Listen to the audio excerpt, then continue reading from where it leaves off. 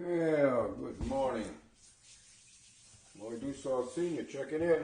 It's Wednesday, and I decided to make some fish chowder for lunch today for my friend and I. So I'm going to record this process. I'm always varying things when I make a stew or chowder or whatever it happens to be. So today, just for the heck of it, I've written down the measurements that I'm going to use for today, and we'll see what it turns out. I'm using stuff I haven't used in the past. I'm going to use a little bit of thickening in this, a little flour this time. But anyways, we're going to get off and rolling here. I will not bore you too much. We'll try to get going with this. And I'll give a little quickie here on what we have in this fish chowder. It's going to be a pound of, I'm using haddock, so there'll be a pound of haddock in this one.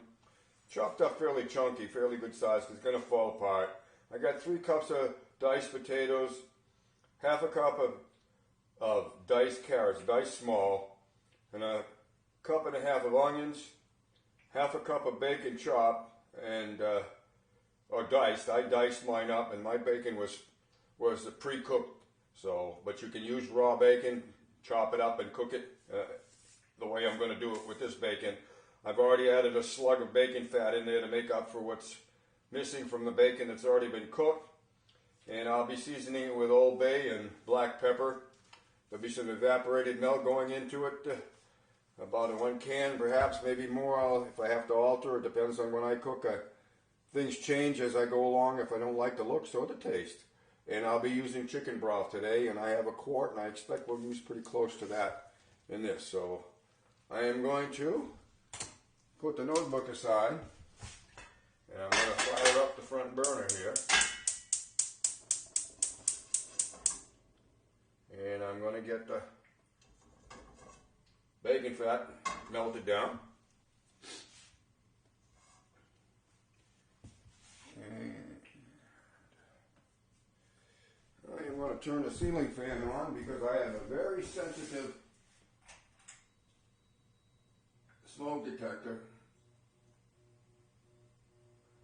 And it may be a little noisy, but well, it's better than the smoke detector going off and screeching. And then you'll hear me screeching because I'm upset because it went off. Well, the bacon fat's just about done melting. I'm going to throw in my half a cup of bacon. Oh, that sounds nice. And get that going a little bit. Now that I don't have to cook down too much because it's already cooked bacon. If you were using bacon right out of the package and dice it up, naturally you'd have to wait a while. I've avoided that problem because by putting the cooked bacon in there and then a little daub of bacon fat, well, that makes up for what had been cooked out of it. So we're getting this going. I get that fire on a pretty good bit here, and we're going to take these onions, and they're going to join the party here. God, I'll let them go in with this. Ah, you can hear things happening now.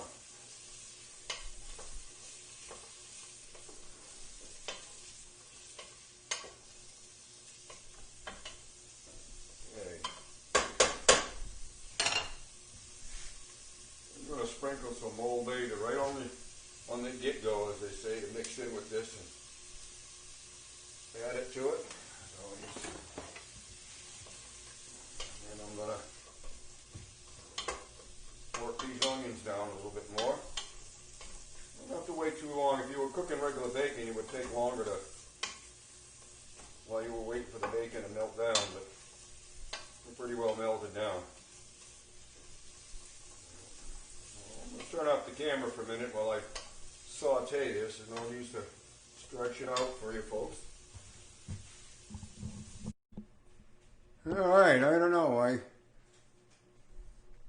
Red light went out and I don't know how much I got of this. So anyways, what I've done in case I have to splice this in, add this into it, and I lost what I did earlier. When all the onions and the bacon was cooked down, I added some chicken broth, added the carrots and the potatoes, to the onions and the bacon, and I also added a little bit of pepper and some Old Bay to this. And now we're bringing it up to a boil. And there's no need to keep the camera on while we're doing that. So I'm going to camera down for a little bit and let this come up to a boil, and then I'll check back in.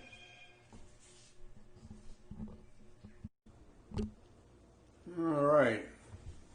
Well, things are boiling. They finally come up to a boil. So I set the timer for about 15 minutes, and then I'll check to see how things are cooked. Check the potatoes. I don't want to overcook things right now, and then will be time to add the fish. So that's what's happening right now. So we'll not record 15 minutes of water boiling. Check it out. All right. Well, we've had. Let's clear the timer here. All right. Yeah, just about 15 minutes here. I've just checked the potatoes, and yeah, they're getting so way you can smush them a little bit. So we don't want them to turn to mush mush. All right, I guess that's a new word, right? Maybe not. Okay, so at this point, we're going to apply some fish to the situation.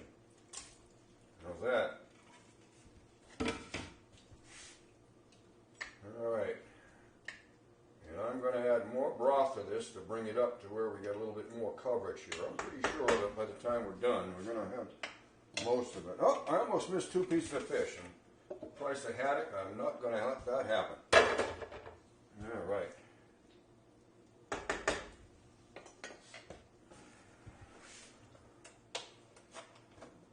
going to save just a little bit for my thickening. So we'll pretty much use up a quart, I would guess. And I'm going to let this come back up, and I'm not going to let it boil hard. When it comes up, fish cooks pretty quick. So I'll be adding my evaporated milk and a little bit of thickening, and then I'm going to let it set for a while on a very low simmer just to keep it warm so I can have it for lunch when my guest arrives. So we'll check out for a little bit and let things simmer. Well, it's time to finish off the process here. It's sure the fish is already cooked, starting to break up. What I'm going to do now is I'm going to add some condensed milk, and I always shake the can way ahead of time. Shake it good, because what I found is when you empty the condensed milk, or I should not say condensed, this is evaporated milk. There is a difference, I'm sorry. Anyways, the solids evidently tend to settle to the bottom of the can, and if you rinse a can out, it seems like forever it runs white. So make sure that I got everything. And I believe this may take one more can, depending on how I like the flavor. So the condensed milk kind of makes it taste richer.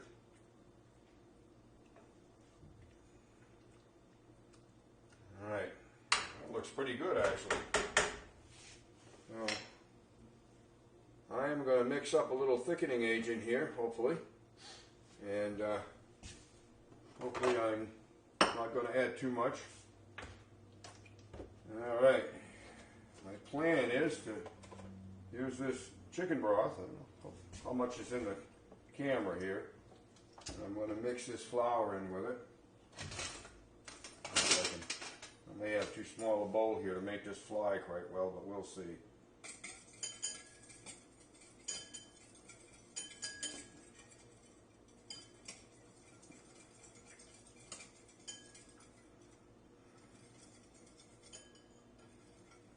All right. We are going to use the whole quart here. Yes, sir. There we go. Can't hurt. Hopefully. So I mixed this up. Everything seems to be good. Yes, sir. This is that Wondra flour, I believe it's called. I bought a can of it the other day to try it out.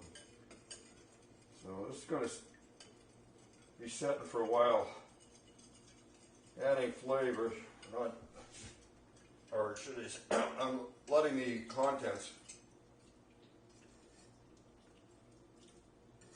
get all the goodies mixed in with each other, and I'm going to put this in here, and then I'm going to turn it way, way down, and we'll see what happens. I expect this is going to start to thicken up.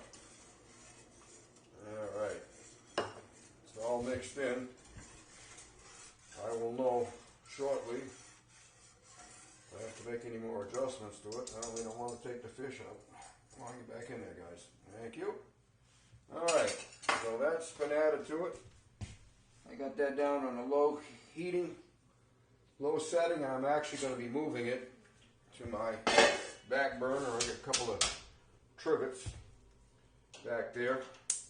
That's going to allow me to keep some heat on that, but not boil it down.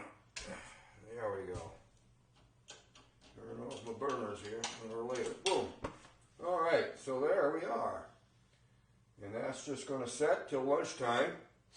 I'll check it. If I have to make any adjustments to it, I will put the camera back on. But as it sets, it looks like it's just going to be, it's 10:49 right now in the morning where I am. And it's going to be simmering till about noontime, but on a very, very low temperature.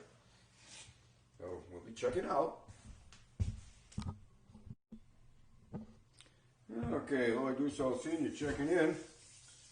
It is about 11:43, so a little under about 15 minutes or so for my friend drops by for lunch. So I'm going to check my fish chowder, and I will bring it up to where you can get a look at it and get an idea of the consistency. It does have some little bit of thickening, not too much. You don't want it, I didn't want to turn it into gravy. I just wanted to give it a little bit of thickening, not much. I think it's going to be fine. I did cheat and tasted the broth, and it seems to be pretty good. And for some reason I had condensed milk on the brain today, and I will, at the end here, I'll correct that to make sure that you know that it was evaporated milk that I was using and not condensed milk. Now, you probably could use condensed milk. I don't know. I've never tried it. But evaporated milk has always worked for me and when I'm making chowders and things like that. So, very shortly we will be testing it out, and I might check back in and let you know if it passed the guest test. So I'm going to cover it back up. And by the way, it was covered all the time. I know when I cut the last video, showed me putting it over here, and it didn't have the cover on, but after I turned the video off, I did cover it over.